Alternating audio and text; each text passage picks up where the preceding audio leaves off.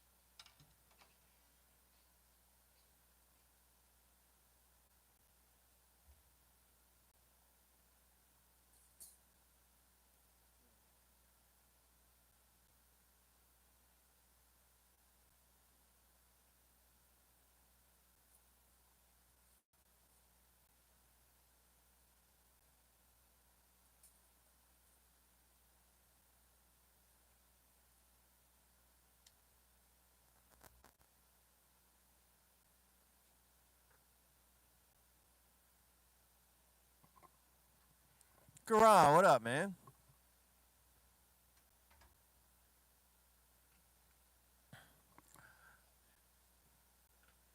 Oh, hold on, let me turn this down. Yeah, I just woke up, man, from I had to take a nap this morning, man. I get up like really, really early. Trying to warm my hands up.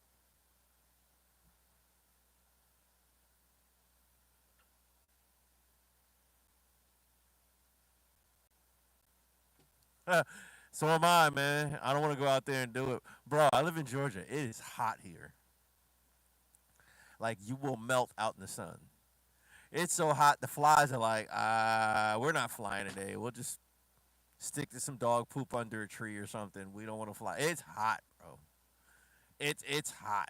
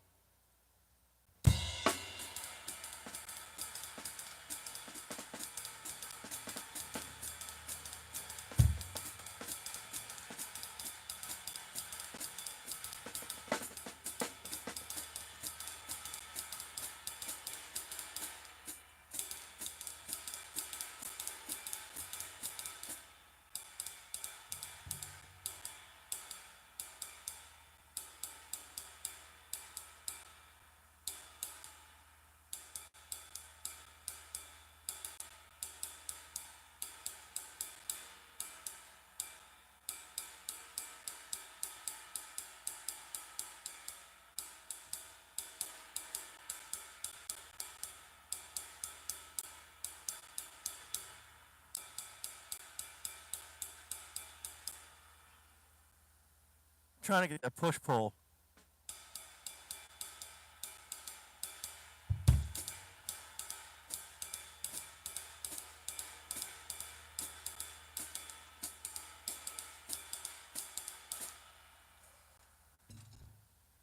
Something's going on with either I'm moving, I'm causing the ride symbol to move, or I don't know what it is, but I keep sliding over and hitting the China symbol. So then I'm like, where's that coming from? Hitting that. But and I know it's not. I know the ride symbol ain't moving because I have a really really heavy duty sonar stand.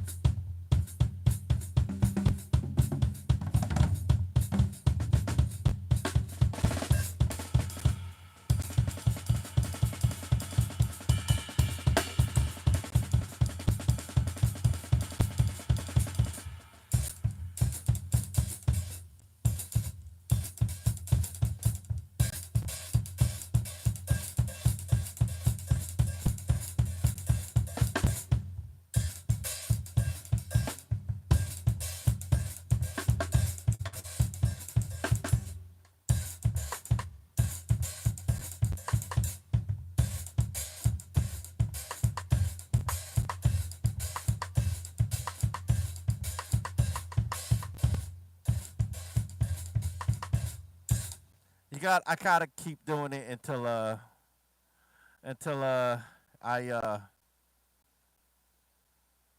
until it becomes like mindless.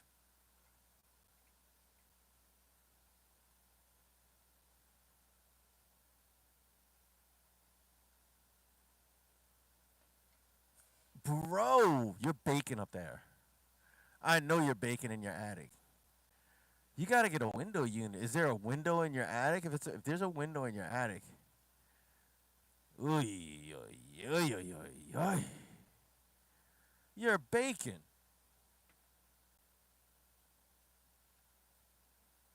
Never heard of Everlong.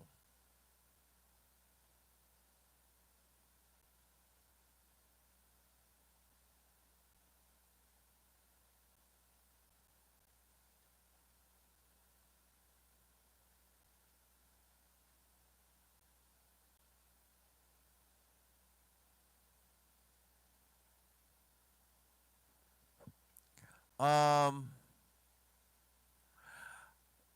you might wanna. I got a window unit one time. This was before I moved into this house. Before me and my wife moved here, we lived in an apartment, and I rented a garage, and that garage was, man, it was like choking, like it was, you know, and it was painted all white, so it attracted every bit of heat in there. And what I did was I got a spackle bucket and put a window unit on top of the spackle bucket, and all the like what I had two spackle buckets. I had one here and one here, and I put the window unit on a spackle bucket, and all the like condensation that dripped out of, because you have a window unit, the condensation drips out of the backside of it, outside, so it's not flooding in your house. So what I did was I got another spackle bucket to catch all the condensation, and I would turn it off in the morning. Well, I would turn it off at the this is loud. I would turn it off at the end of, making sure I'm not muted. I would turn it off at like the end of the day, and then I would like turn it on in the at the butt crack of dawn. Like I would like, but it would still be dark at night, and I would turn it on and just let it run all day. So that when I did close the door, let it run all day. So when I went in there, it was like freezing cold, you know. And then I would just, this was my ritual. I'd go to work. I'd get up at like, I had to be to work at 8. I'd get up at like 5 and go out there and kind of clean up, and I would just like kind of meditate and read, pray, meditate and read, and then I would do that for like an hour, and then I would turn it on. Um, yeah, I get no, I get up at like 5. I'd be out there by like 5:30. From 5:30 to 6:30, I would you know, do some me time, some focus time, um, pray, meditate, and read. Do a lot of reading. I still do, but and then by like 6:30, I would turn it on, and then I'd like, you know, just go inside, get some coffee, come back out, and just kind of wait for the day, slowly ease into the day and whatnot. And then by like 7, maybe 7:30, cause I lived like 5 minutes away from. I worked 5 minutes away from where I live. Like literally, I didn't need a car. I just walk up the street and I'm right there. Like walk 5 minutes away. Like walk right to work and just go la la la la la, and I'd still be early. It would literally, if I left my house at 7:55, I'd be there by like 8. I'd be there like by 7:59. Something's crazy. That's how close it was. It was insanely close. But I would use two.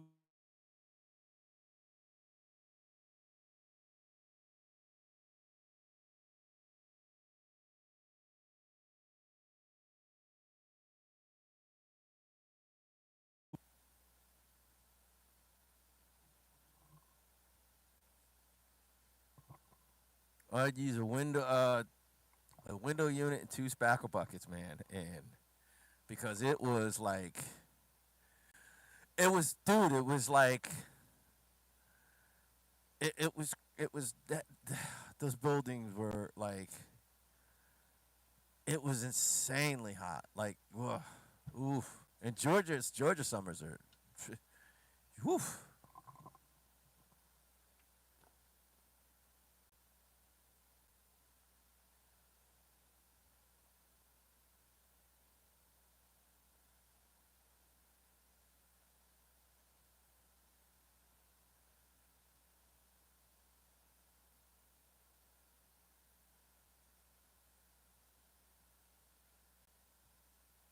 Yeah.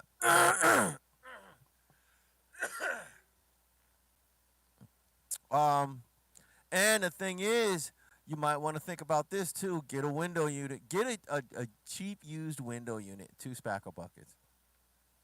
And then you might want to spring for a dehumidifier. A really small I got a I got one of those big industrial sized dehumidifiers. It'll dry out this whole house. That's how big it is. It's huge. But Georgia has really it has like wet heat. It's like really humid. Like you sweat like that.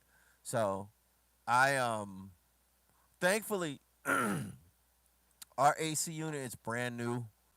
Our like home heating and air unit, HVAC unit, it's brand new. It's like maybe 6 years old, something like that. Yeah, about about about it's about 6 years old. It's not that old. Um, but yeah, so ours is still working good, and I maintain it pretty well. But even with that, it gets so humid, man. Like you can't do anything without sweating. So I'm telling you, man, Georgia is like that. You know, southeastern America swampy heat, and it's not even swamp heat. It's like mountain heat, like 'cause we're in the mountains. So it's like insanely hot. There's trees everywhere, so that brings a lot of humidity. Like trees everywhere. Like my backyard, there's so many trees in my backyard. My grass don't grow. Like this, like it kills the like even in like the front yard. We got two trees in the front yard, but they're so big, the grass don't grow. Like half of the yard, the grass grows here. The grass don't grow here. You know what I mean? So it's like yeah, man. So you might want to get a small dehumidifier. Like they got them like this big. um, but with a yeah, get a window unit and a small dehu, man. It'll dry. And you might want to do this. You might want to run the dehu all night, or you could put a timer on it and run it for like maybe for 2 hours. You know, turn it on. And then run it for like it's on a 2-hour timer. Let it run, let it dry everything out. That's all you'll really need. If you run it all night and it's like a attic space, you'll go up there. It'll be dry as a bone. You'll be like, oh, it's too dry. You know. Um,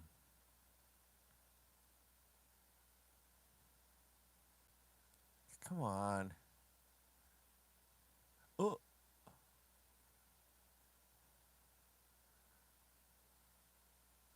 $10,000 interface,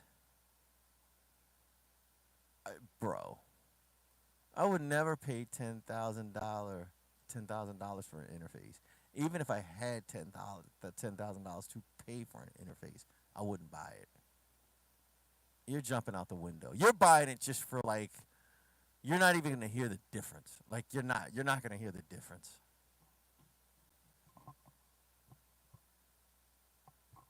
I wouldn't pay $100 either.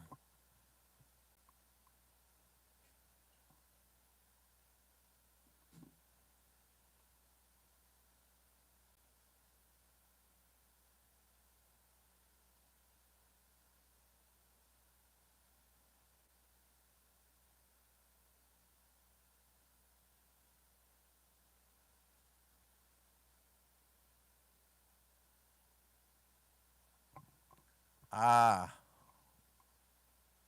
okay. Wallpaper, yeah, wallpaper is like, ugh, yeah, that stuff will peel quickly.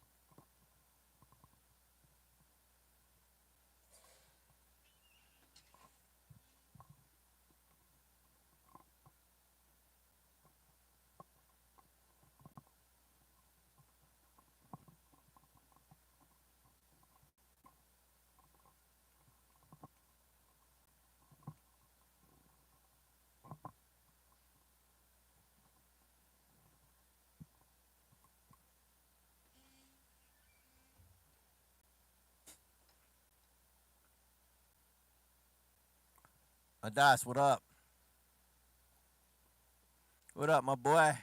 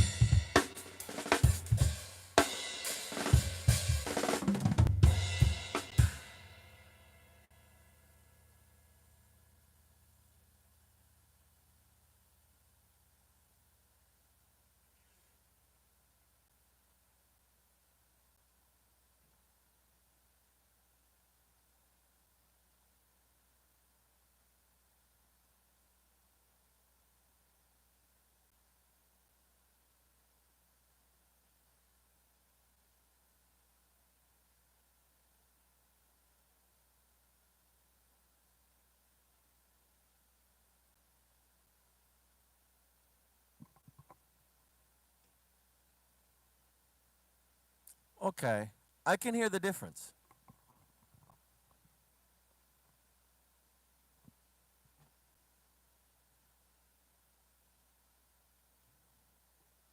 I can hear the difference.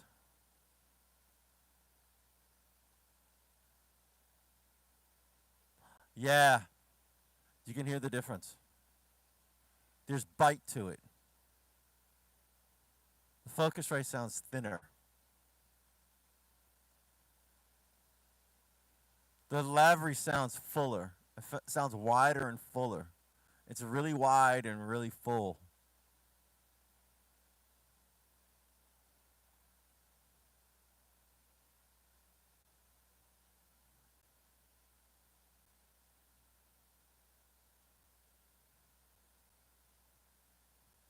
Yeah. Okay, he just literally said the same thing I heard.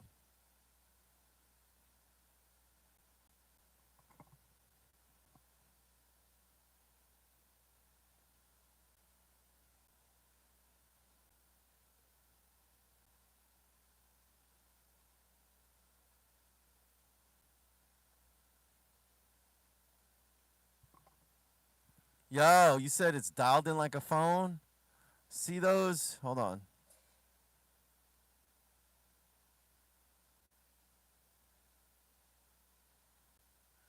Right there.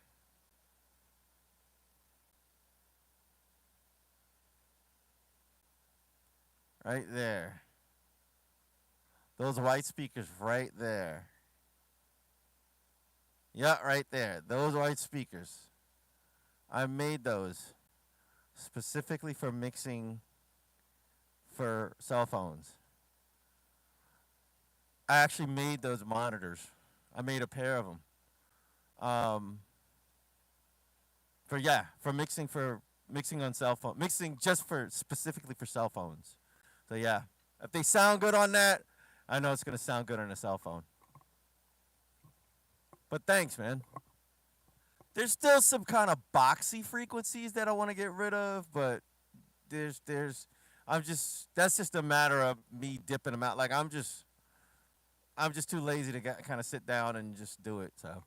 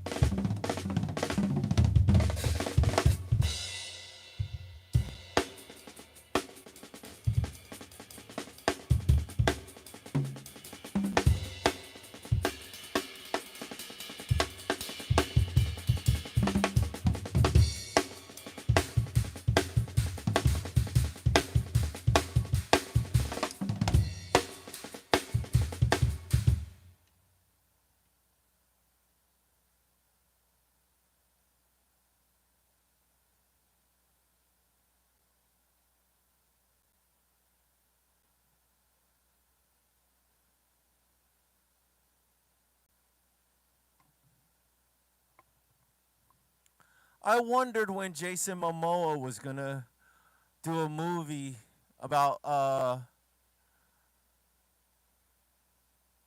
oh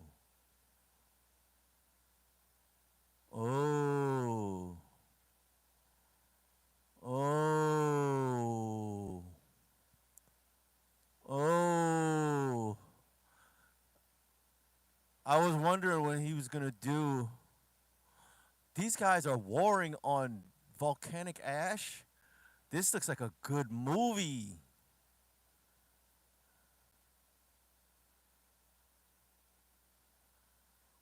Whoa. I was wondering when he was going to do a movie about like the whole Polynesian diaspora.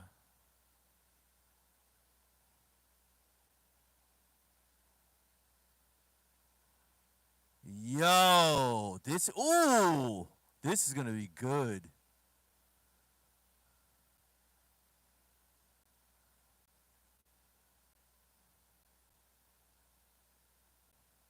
He's like one of my favorite actors, man. He's a great actor, but he don't take himself too serious. He's kind of like Keanu Reeves. Great actor, but don't or like Brad Pitt. Great actor, but he's not like I'm an actor. I'm too hoity-toity to deal with you. He's just like a regular dude.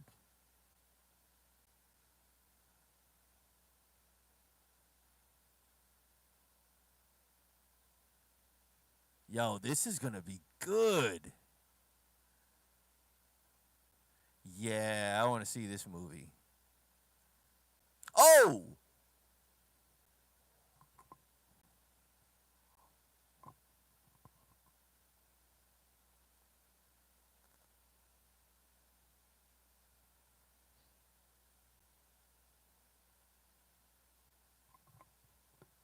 um, thank you, man. Thank you, bro. Thank you, thank you, thank you. I try to keep it clean, man. You know what? Let me tell you something. It was cleaner with Logic. Um, um, it, I'm using Pro Tools. Pro Tools. It's so realistic to analog that it even has like a tape hiss. It's really weird. It sounds great. Like I didn't. Let me tell you something. I didn't think it sounded great. My ears had to learn how to listen. Like I thought it was like, hey, whatever. No one can tell the difference. Um, and like I said, I had to learn how to hear the differences. I see why Pro Tools is like the industry standard, at least in America. Because you go to Europe, a lot of people either use Pro Tools or Logic or Reaper a lot of times. But in terms of compression, like Pro Tools has the highest compression rate. That's why it sounds different. The only difference in DAWs is compression rate. Um, and Pro Tools has the highest compression rate, higher than Reaper, higher than Logic, higher than of course FL Studio, higher than um, Ableton. The only one close to Pro Tools is Studio One. Studio One their compression rate is a little closer to Pro Tools. But there's a difference. There's a like I never heard it until my ears matured and I just kind of they matured in that I've learned how to listen. But you can hear the difference. You can definitely hear the difference. Um,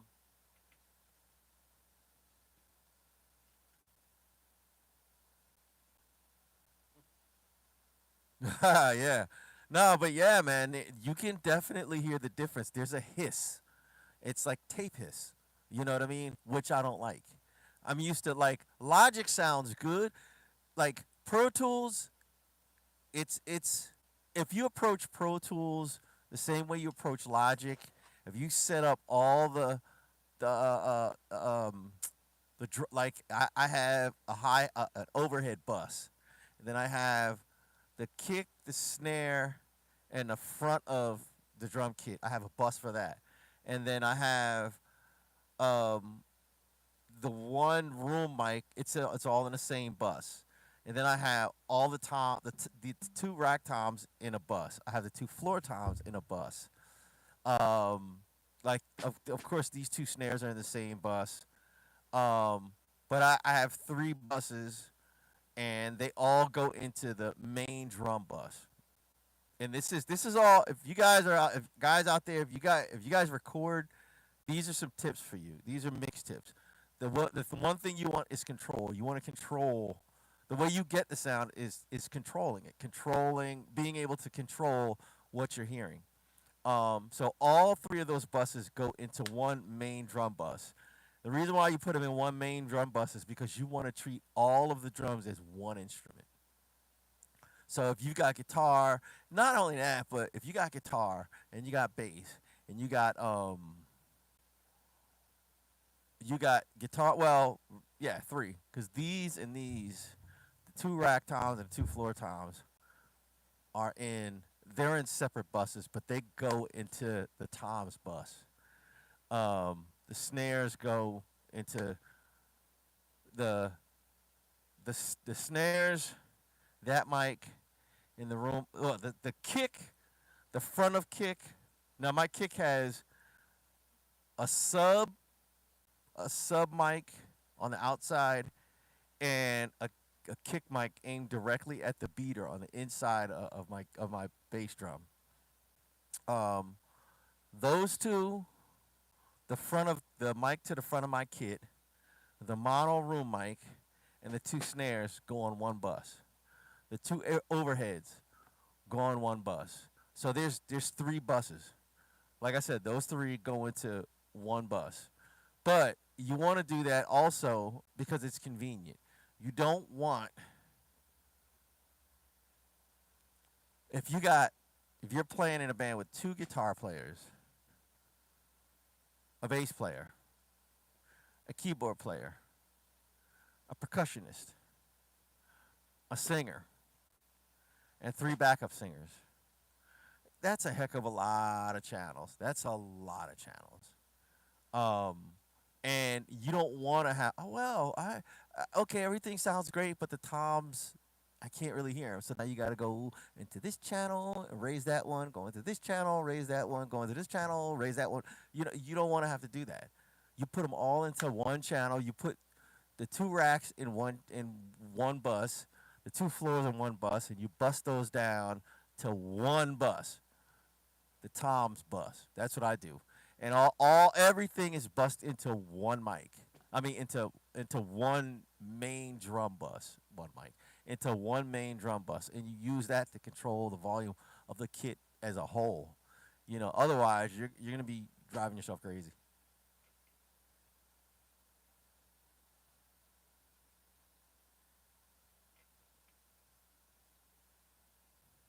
Yeah, yeah, a lot of harmonics.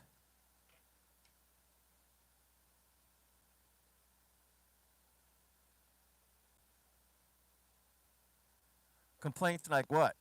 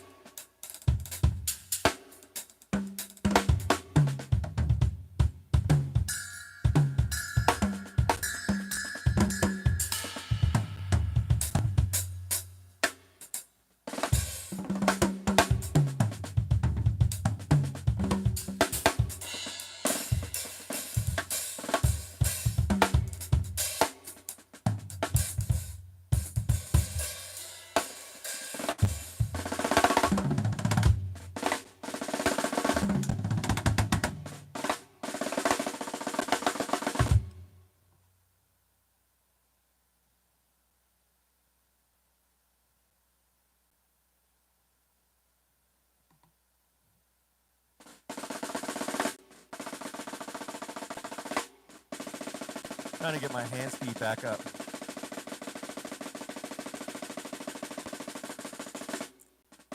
This is the best way. Just do this. It's boring. That's why I usually watch like a video because it's really boring. But, you know,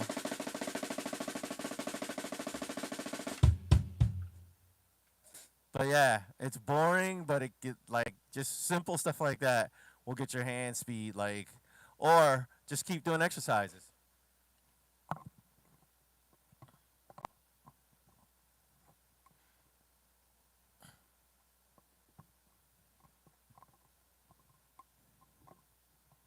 like this.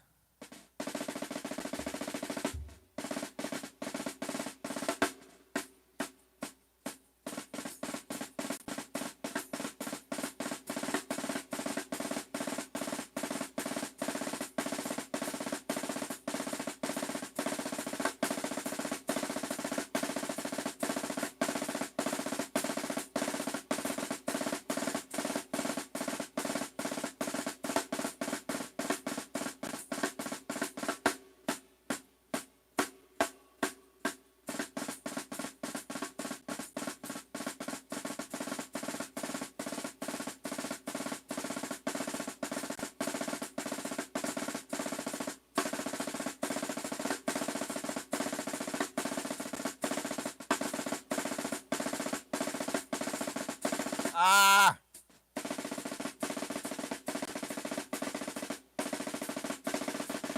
whoo! Wears your hands out, but just keep doing that. Ones, three, 5, 7, 9. You know what I mean? And then back down to sevens, back down to fives, threes, ones, back up, back down. It's easier on a practice pad because I've been doing it Okay, he raised $12,000. Not bad. He's halfway there. Um, um, 12,000. Not bad. Um, but um, but yeah, with that stuff like that, or like just you could like I made up this exercise.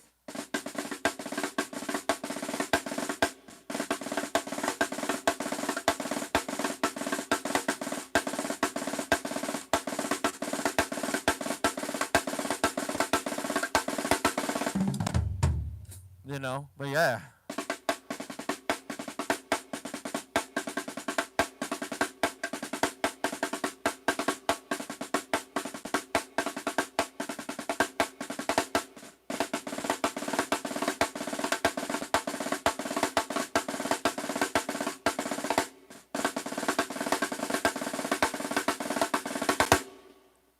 but yeah, um, that another good exercise is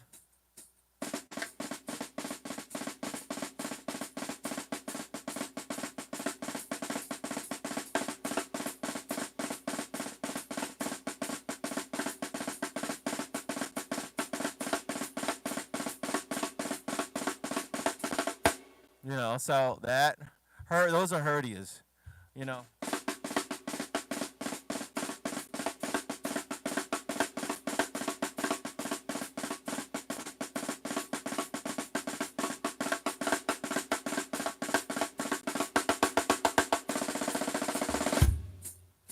Um, yeah, or like I said, even just doing this,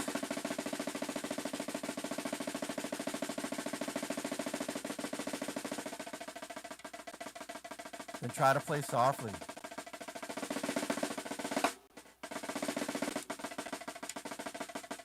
Don't try to play fast. Just see if you can get them at a comfortable speed.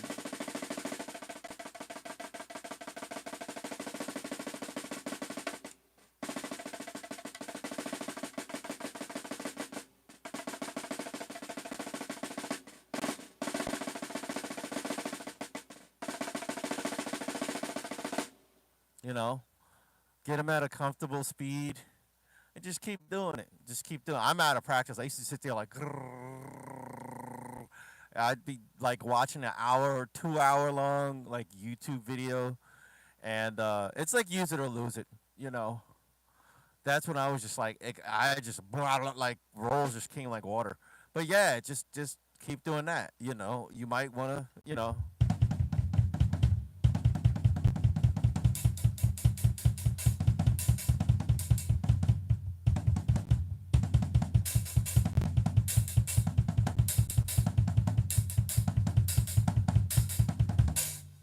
or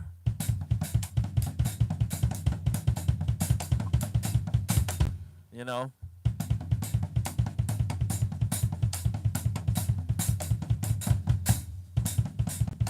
whew, my calves are killing me. Working out.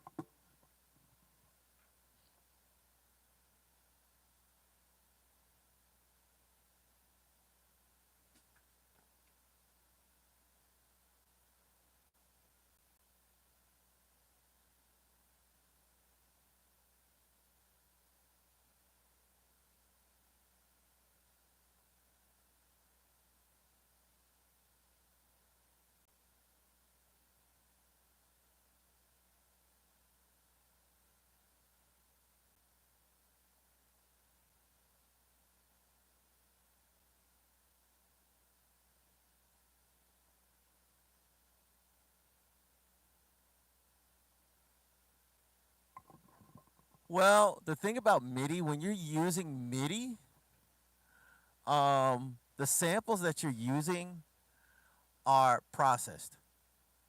Like for instance, there's a guy. He's in England actually.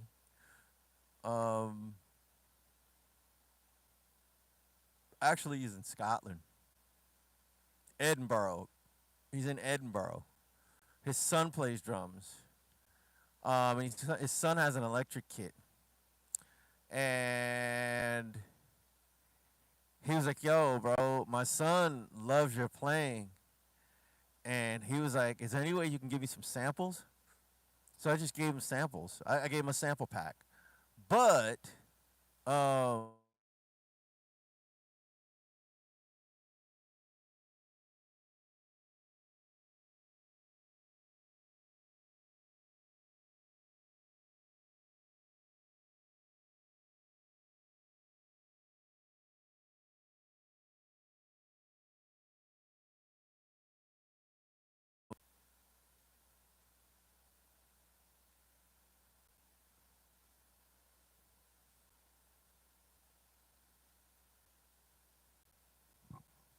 my legs are hurting. Woof. I did an extra hardcore leg workout yesterday morning, and my legs still hurt. Calf raises, squats, deadlifts, leg extensions, all of that. But the thing is, it's not. It's inexperience. It because I didn't learn. I thought like, oh, you can record it and they just sound like. The thing about recording is a lot of it is subtractive EQing or what have you, and whatever plugin you're using. If you know, um, like I have outboard gear, but I mainly mix in the box. Um, so, and that the only reason why I have outboard gear is because unless you have a really like, there ain't nothing like the real gear. The plugins imitate the real gear. Um, but you gotta learn how to use the tone and what have you to make it really sound good. To make it to get the best sound out of it. So that's just some processing, you know. But yeah, it's all about processing. So, but the thing about it is, man, look, this is what I did, bro. I went on YouTube and just how do I get this sound out of my snare? How do I get that sound out of my kick? How do I get, I just typed it in and I would sit there and just like, okay, how do I get such and such sound out of FL Studio? How do I get such and such sound out of Logic? How do I get such and such sound out of Pro Tools? You know, and that's how I learned, man. Just trial and error. I looked up miking techniques. You know, I looked up how to record one mic, record a whole kit with one mic. I learned a Glenn Johns technique where you got a mic on the side, you got an overhead, and you got a mic in front. Like I learned all that stuff just from YouTube. YouTube and like there are a few books that I got, like really thin books. But 90% the books that by the time I got those books, I had learned enough from YouTube to figure it out. Um, but yeah, man, it's you can get a good sound out of any DAW. Out of any DAW, you can get a good sound out of any DAW. Now, what sounds the most to me like analog is Pro Tools, but that I could work in Logic. I could work in Ableton. If I knew Mixcraft, I could work in Mixcraft and get it to a point where you couldn't tell, like you couldn't tell which DAW it was. You wouldn't be able to tell, you know. But that's from just years and years of just trying it out. I started off with Audacity, bro. You only record in stereo, and all the plugins I had were plugins that that was when I was on PC, and all the plugins I had were I was using in Sonar, and the plugins that came in Sonar were in they showed up in Audacity. I don't know how it happened. I just downloaded the plugin. I downloaded Sonar, and all the plugins that were in Sonar they worked in Audacity as well. But yeah, so you know, I started at the very bottom and just figured it out, man, and went on YouTube. I didn't even know to go on YouTube. I don't even think anybody was working in Audacity on YouTube. Everybody was using like Sony Vegas Pro. I would like ask guys, "How do you get that sound?" "Oh, I'm in Sony Vegas Pro." "Oh, how do you get that sound?" "Oh, I'm in Adobe Audition." I'm like, I can't afford that stuff, so I went. You just got the free stuff.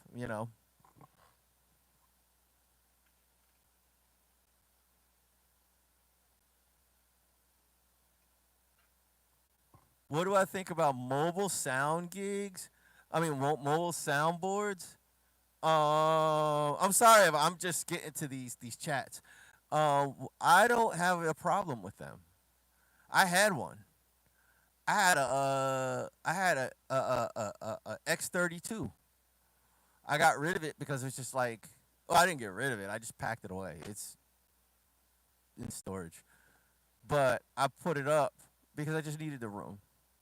To have a big mixer, like I have an organ over there in place of it, you know.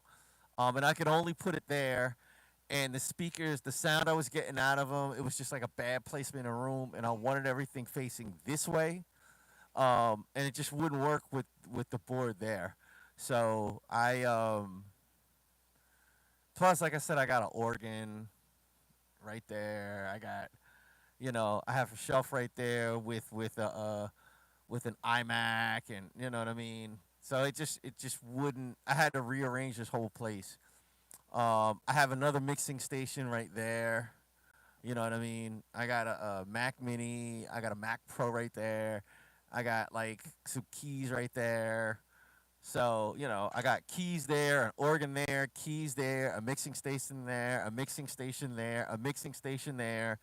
I've got two drum sets on the side of this over there. I got another drum set back there. You know what I mean? So just over years, you just collect so much gear. In order for it to work, you got to kind of pack some stuff away.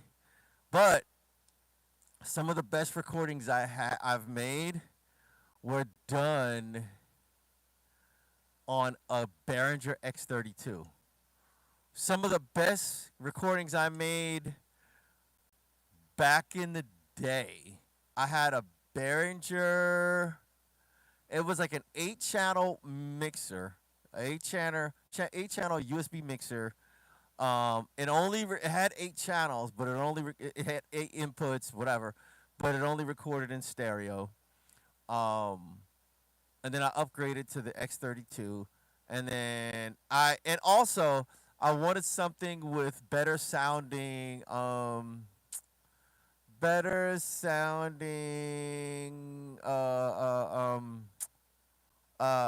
mic pre's.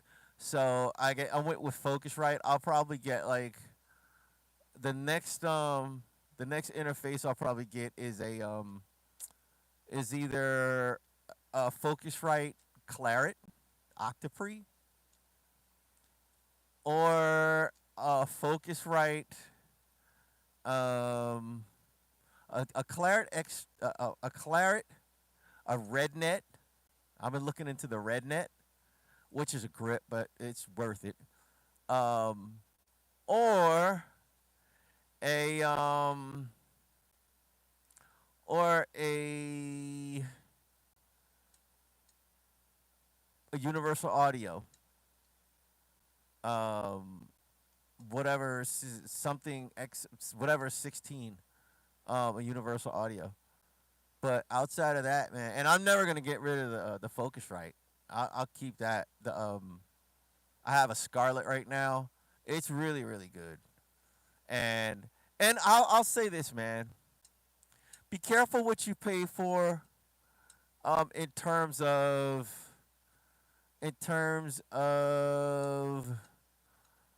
gear, because the natural mindset is the more you pay, the better your stuff's gonna sound, and it's not. It's not. Now, if you do an A and B comparison and you use the same musician playing like the same saxophone and you got a microphone here and a microphone here, or they're like facing like that so all the sound hits them at the same time, and you record out of a Focusrite versus a antelope audio, and oh, the antelope audio sounds pristine, but guess what? No one's going to hear that difference. No one's going to hear it. The antelope audio will give you a nice 3D sound. RMEs, they're great interfaces. They give you like a 3D sound, but no one's going to hear the difference. You know what people hear? A good song. That's what they hear.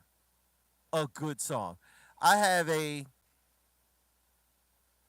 M Audio Air 2-channel right here. I've cut vocals on it. everything. I like it because it has um instant, like you don't have to have like a what do you call, I can't remember it. It's where you can hear yourself. Like it you don't have to click on, you know, on the DAW so you can hear yourself. It already does it. Like it's no latency. So I say, oh, this is great for singers. It's quality. It lasts. I bought it used. It lasts for I don't know how long, and it's still kicking, and it just, it sounds great. Nobody can hear the difference.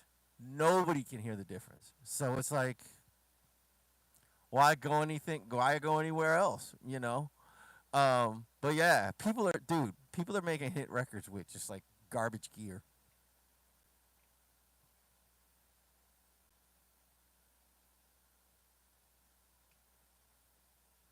I think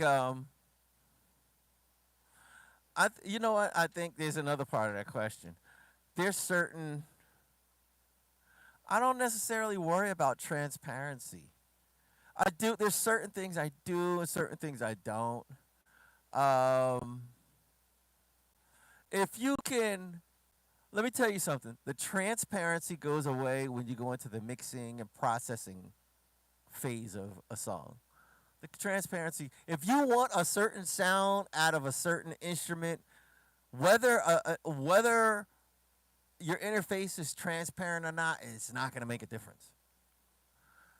If there's a sound in your head, you're going to do everything you need to do to get the sound in your head. It doesn't matter whether it's transparent. It doesn't matter, man.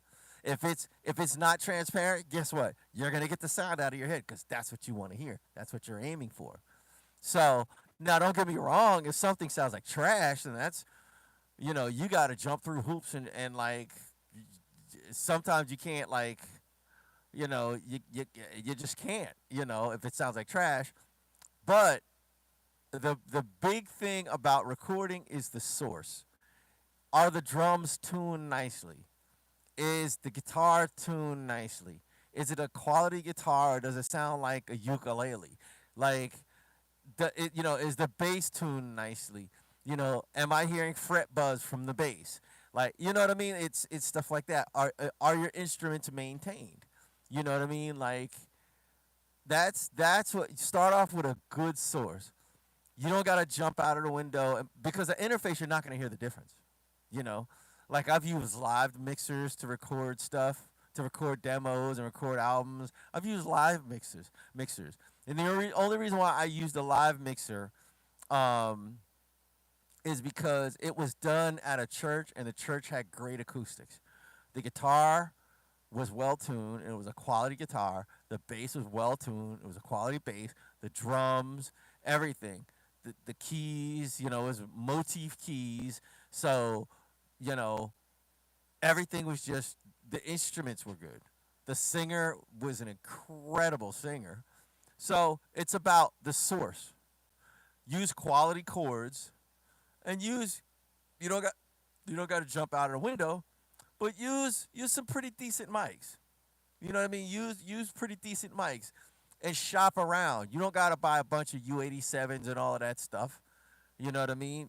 Use just good mics, and don't be afraid of the mics that are the fake. Oh, it's a fake U87. Yeah, but it sounds like a real one. Oh, those are fake AKG C414s. Yeah, but it sounds like a real one. Sounds great.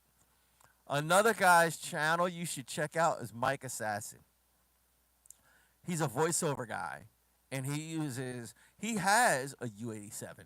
He's got like all these quality mics. He's got a Neumann preamp. He's got all of this stuff. And he goes and he finds like cheap Chinese mics that sound incredible. I bought a couple just because of him, you know. But he gets like cheap, really cheap, $75 Chinese mics. And he's like, man, this mic sounds good. He describes how it sounds, why it sounds this way. Like he had one mic. He was like, yeah, the so and so mic sounds kind of scooped.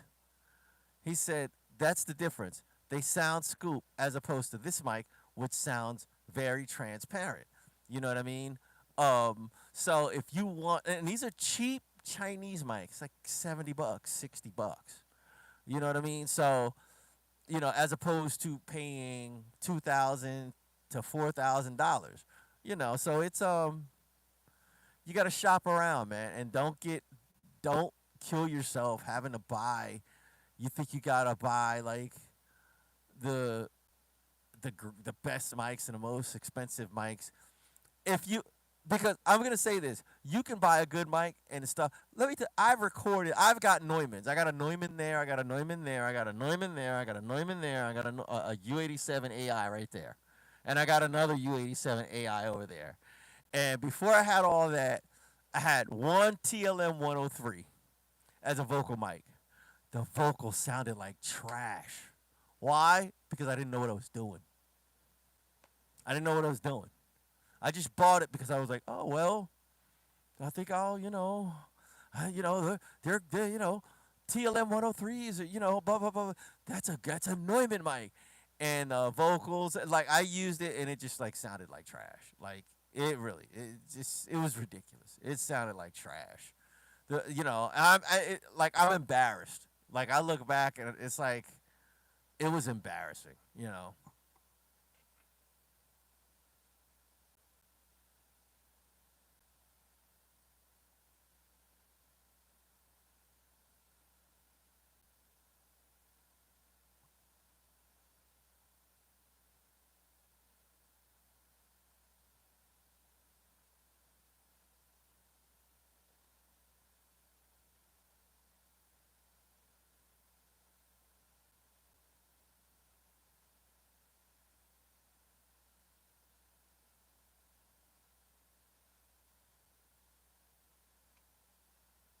Yo, buy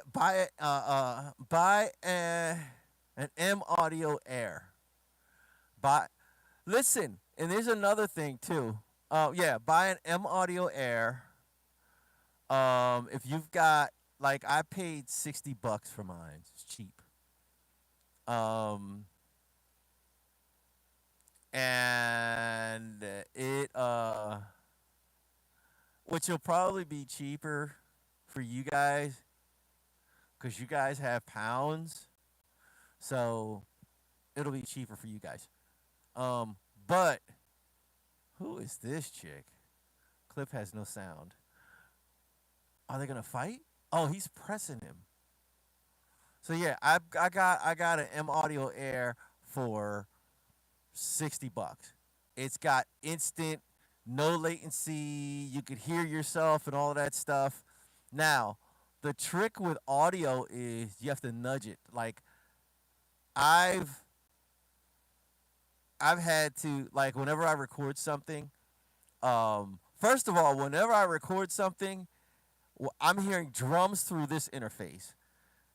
That interface has the lowest latency latency I've ever experienced.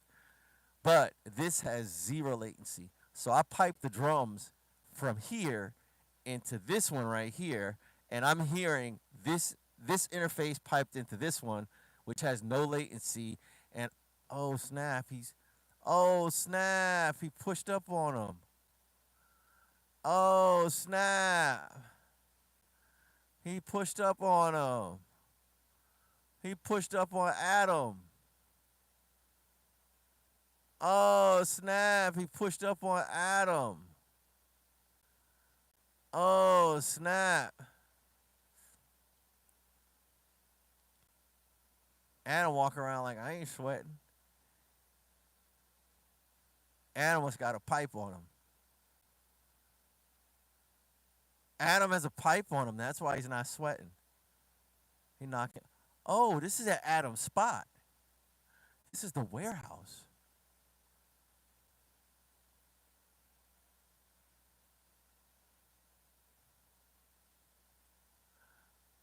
Oh snap.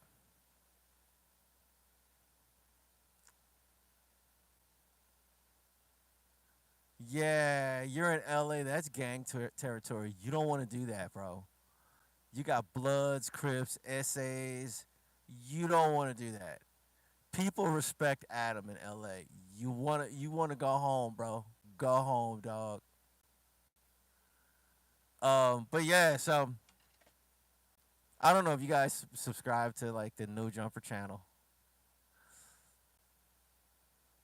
But yeah, so yeah, get a M Audio Air. They have, you can instantly hear yourself, no latency, so real time, you can hear yourself.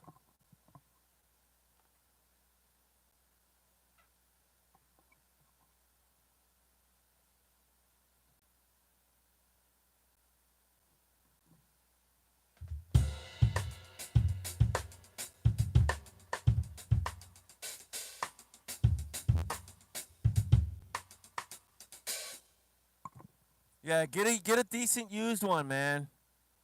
Get a used one, bro. Don't even buy like I buy used gear, bro. I buy the last thing I bought brand new outside of these mics, and some of them I got used, was the X32. I got that new. Um, but I buy my gear used, bro.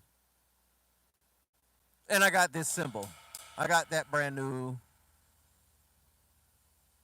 I got that brand new.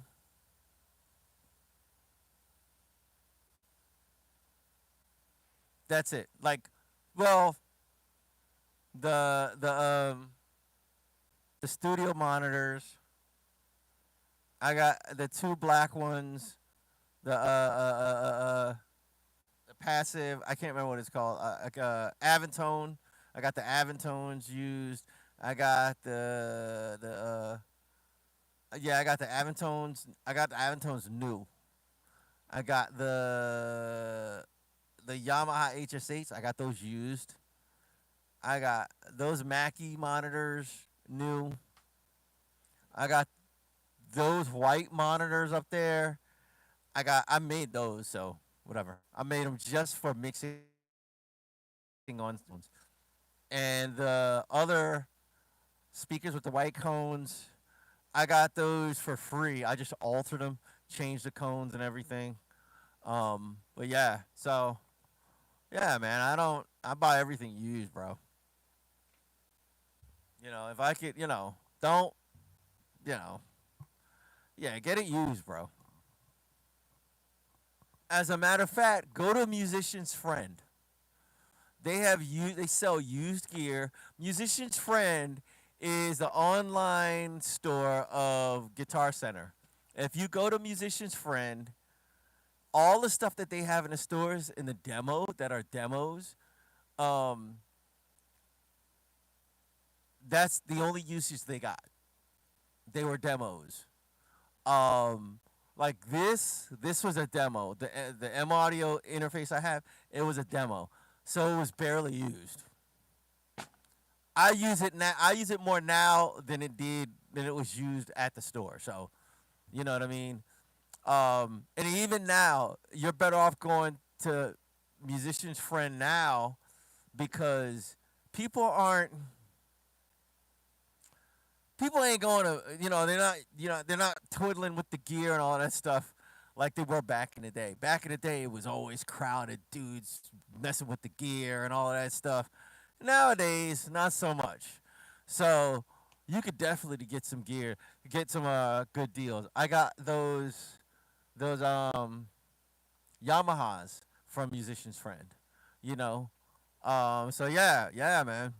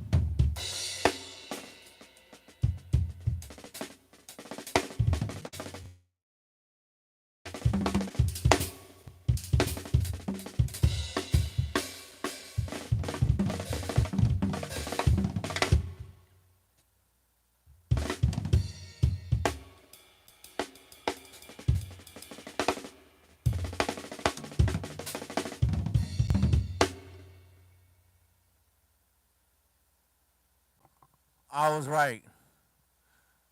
Adam wasn't sweating it because he had a pipe on him. He just said, if he swings on me and he hits me, I'm pulling out and you two, you can't really.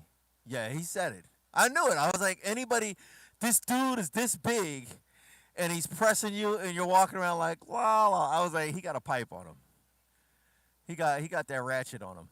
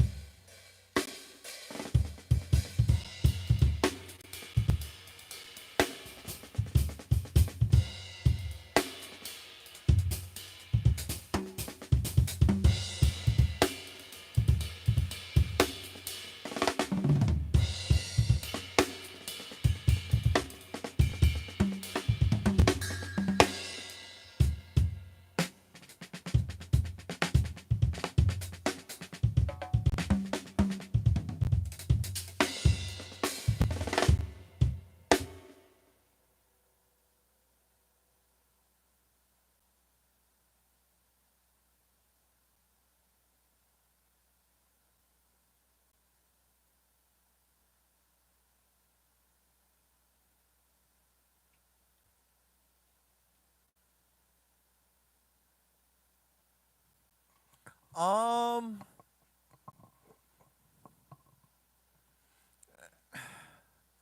it's hard to kind of.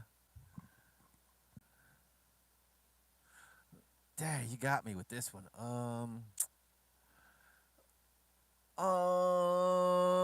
I think there's a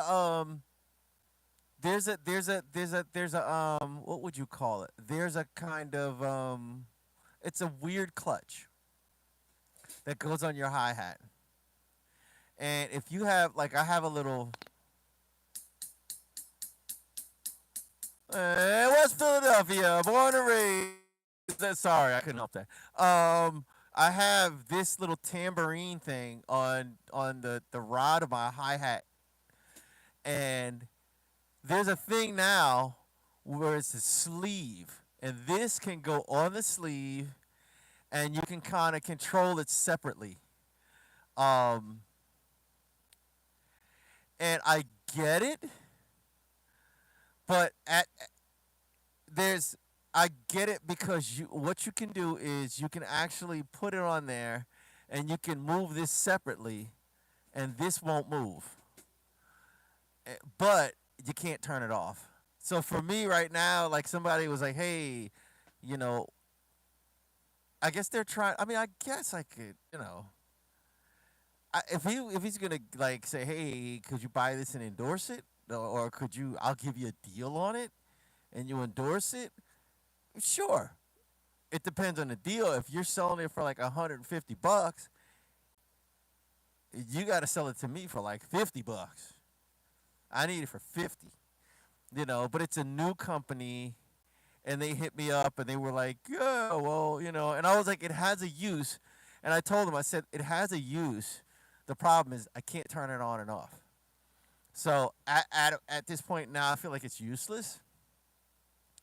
But as far as gear, um, I don't really see anything as useless. Um, as far as software or virtual instruments, um, that's kind of hard, man. I think there are a lot of plugins that are just useless. They are just like,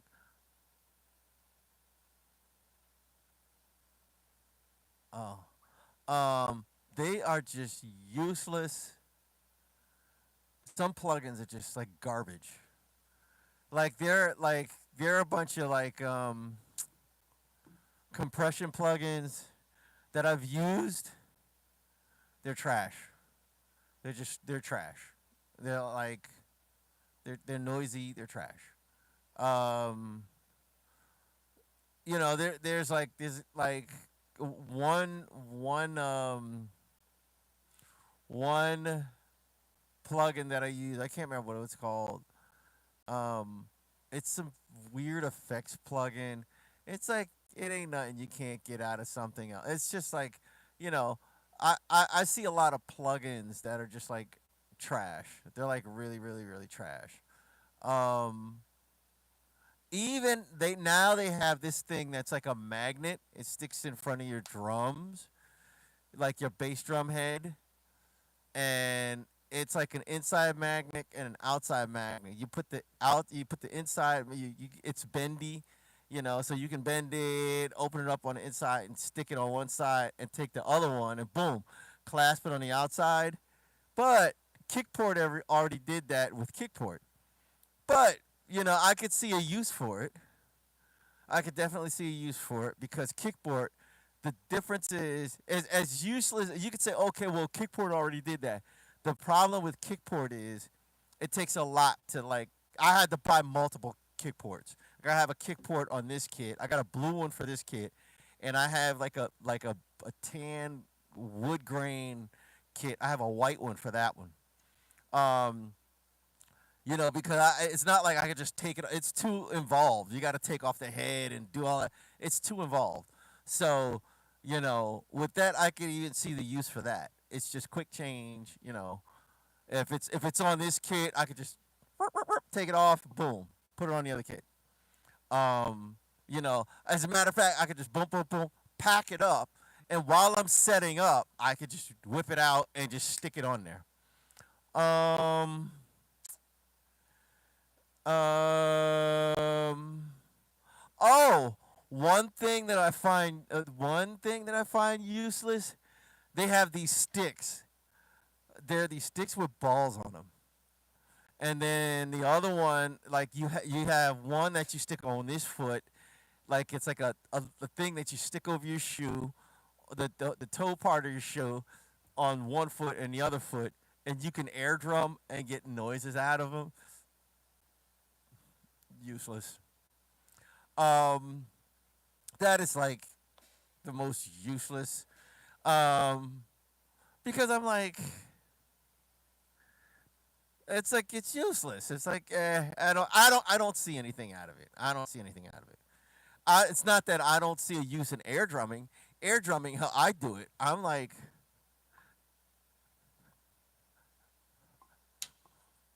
you know what I mean. So it gets my hands, it gets my arms loose. So I guess in that sense, it could be useful. Um, Let me think. There's another one. Oh, they have another one where it's like it's a really really tiny drum set. It sounds like trash. It's like, what's the point? Nobody's gonna buy it. It sounds like trash. You know what I mean? It's like the seat is built into the bass. It's like it's weird, man. It's really weird. It's like you're riding a giant bass drum. It's got like the brake pedal here and the gas pedal there, and you got like your little hi hat that's attached to the bass drum, and the toms are attached to the bass drum, and you can fold it all up. I saw guys playing them, and I'm like, nah, nah, they sound like trash. Um, some of these electric drum kits are trash. They're useless. Some of them are just like absolute trash. They got ones with metal shells. I'm like, no, no, no. Nobody wants to break their back carrying it. We're already carrying drums. Like you made an electric kit with metal shells. It's even worse. Um, I saw one where it was the rototons that you spin. Um, it was like it had toms, but it had the rototons where you spin them. And they attached them to like they made them with shells, but they still sound like rototons. I played one. It still sounds like rototons. I'm like, it's trash. Like, it had a regular bass drum, and they didn't have a snare. No, they did have a snare. It was like a rototom snare. You could barely hear the snare because one of the things that helped the snare work is the fact that it's a sealed unit, and the vibrations, they move the snare wires. But this thing was horrible. It was hard. It did not take it off. It was trash. Now, one thing that was really good that they got rid of, these things called Hanson Foots. And what Hanson Foots were, they were, how you can play with practice pads, you know, you could, you got practice pads. Well, this, they were pedals. They didn't have beaters. They just had a spring that you could kind of dial in. Those, those were really good because I've played them. They feel like bass drum pedals. They feel exactly.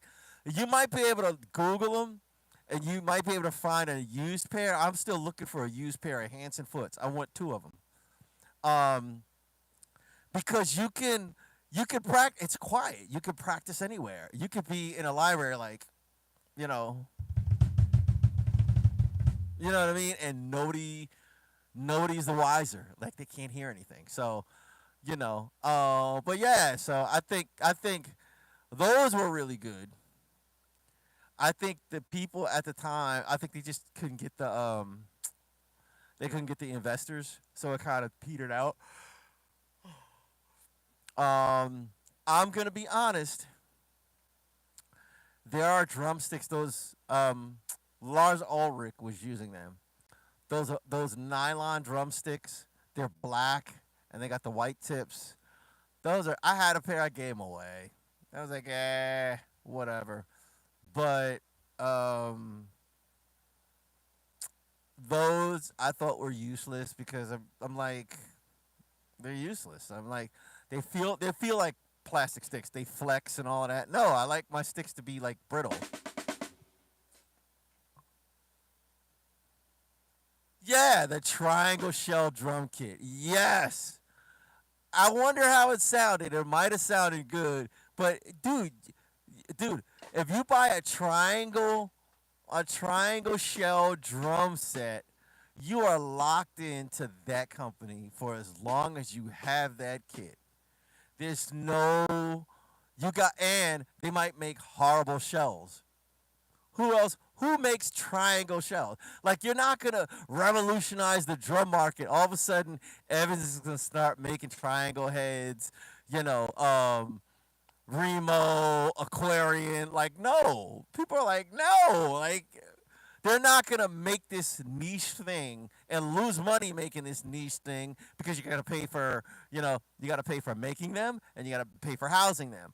And the amount of people who have triangle like that, no, no, that was like goofy.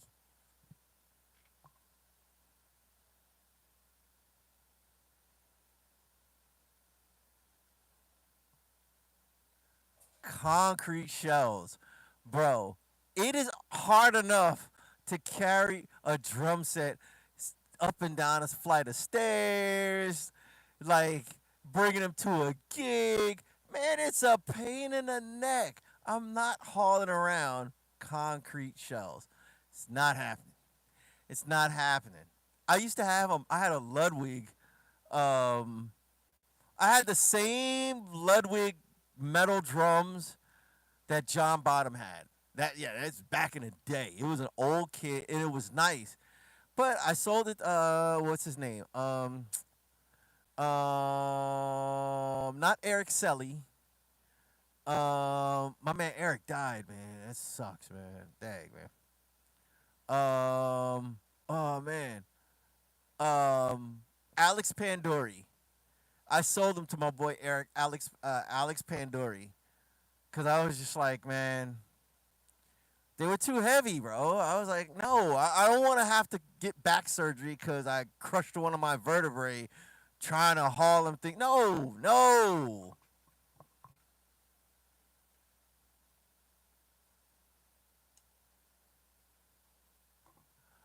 Garan's in the UK. I'm in America.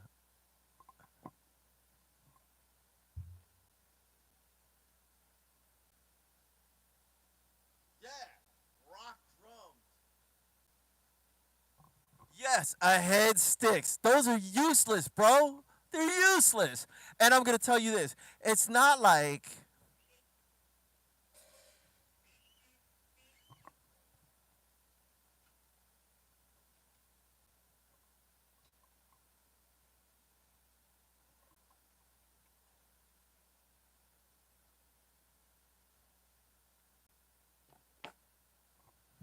these are aluminum drumsticks.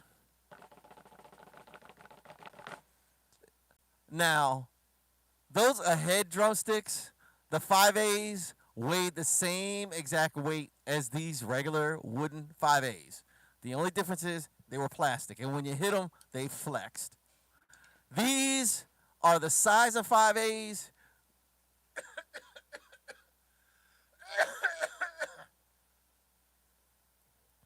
They're the size of 5As, but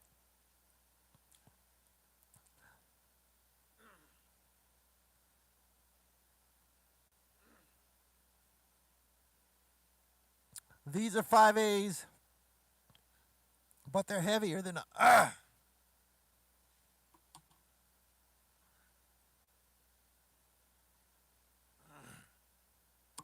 Ah, these are 5As, but they're heavier than marching band sticks,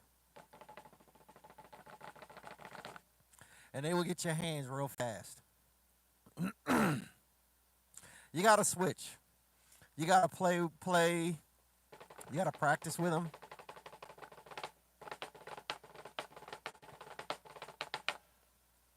and then you gotta spend spend some time not practicing with them. But yeah, so there's a use in these, and if you're gonna get, and they're the same price as regular sticks. 12.99, 12.99, same price. So these have a use. You know what I mean? You get used to these, you're gonna get pretty fast. Don't use them on a practice pad. I mean, don't use them on your regular drums. Only use them on the practice pad, because if you do, you're gonna kill your cymbals. You're gonna kill your stuff. But these have a use. Those head drumsticks they're garbage. They're like, At first I was like, okay, those are pretty cool. Yeah, plastic drumsticks. Those are pretty cool. Okay, yeah. Those are cool. And then after a while, I was like, I played them. I like got a pair. I was like, and usually with drumsticks, what I do is I weigh them out. I have a little scale that I put them on, and I'm like, okay, well, how do they roll? They roll pretty good, you know. I'm like, these are 51 grams. I'm like, they weigh the same weight as these, 51 grams. Like, what? Just, come on, man. So